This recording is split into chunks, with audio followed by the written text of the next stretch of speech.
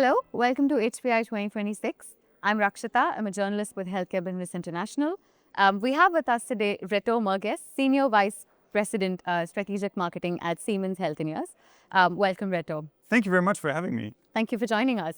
Reto, I have four questions for you today. So healthcare systems worldwide are under immense pressure today. We all know that. From your perspective, what are the biggest challenges hospitals and healthcare providers face today across Europe? Biggest challenges. Well, maybe let me start off with providing healthcare was never easy, right? It's a section of society that always was built on the compassion and the purpose and the dedication of the people who deliver it, right? Now, these days, there's a couple of different challenges coming together which almost make a bit of a perfect storm for healthcare system, right?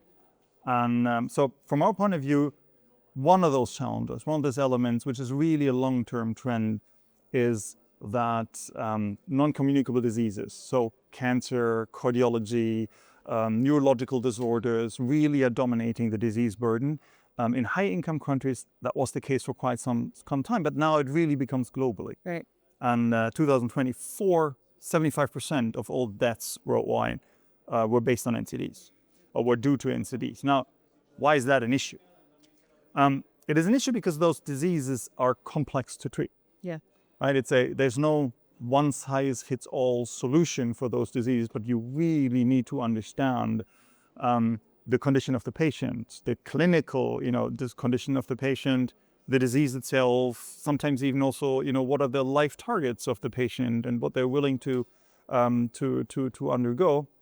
And then you need to have a, very precise treatment, ideally.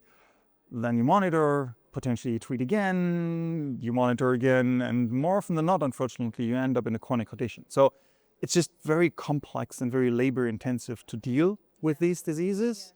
And that does shift healthcare in a way in terms of its demand. Now, I was going to ask, what is Siemens doing to address these challenges?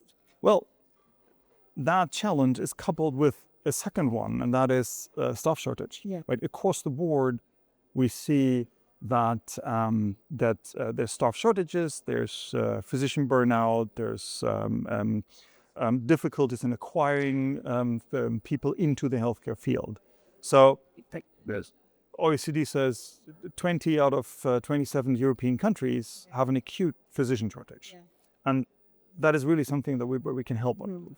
So from a Siemens perspective, we have laid out a 5-year strategy that really focuses on non-communicable diseases. And that wants to help improve impact for the access to care, so that more people actually get access to healthcare.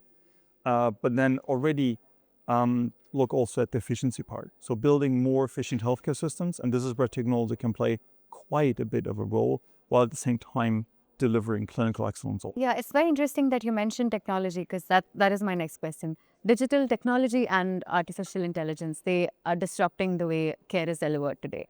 So can you give maybe examples of how you are employing AI in your daily operations?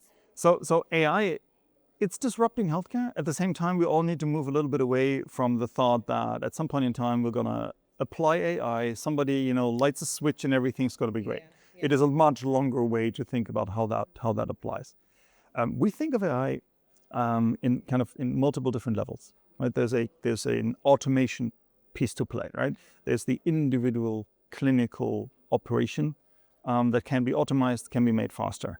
On the next level, there's that patient orchestration piece, right? So as I've described before, like for any individual patient, what's the best next steps? What's the fast diagnosis to bring that person to the curative part of the patient journey, and then help to guide and plan that. And that's a very action-oriented piece and a very clinical piece where AI is being applied. And then maybe at the top level, it's orchestrating larger systems. So simulating, let's say, radiology department, cardiology departments, and then using AI to get, best ways of working for not only like from an efficiency monetary perspective, but really also for the people that work in that environment. Yeah, that's very interesting. Looking ahead, Reto, maybe 5 or 10 years, what impact do you hope these innovations will have on how healthcare is delivered today? I'd follow the same three lines there in the terms of that more people have access to healthcare than today. I mean, half of the world's population still doesn't have access to basic healthcare, and there's something all of us can do about that. Making sure that we cope with the staff shortage is absolutely important, while at the same delivering clinical excellence, right? But we also know we can't do it alone. So one of the reasons, by the way, why we are at HBI, because we know we can't do it on our own. We invest roughly 2 billion euros every year into innovation, and we build tools for radiologists and for oncologists and for cardiologists to do their job better. But if you look at it at a more systemic level, those institutions are looking for partners in our way that can help them build better clinical pathways, that can help them build economies of scale, and that ultimately can help them to reach out to more patients for their own growth, for their own scale, for those. And that's really something that we're striving to do more and more. We have more than 200 of kind of long-term partnerships, and that's going to become a very important part of our business in the future. That's great. Very nice talking to you, Reto. Thank you so much for joining us. Thank you very much, Caroline.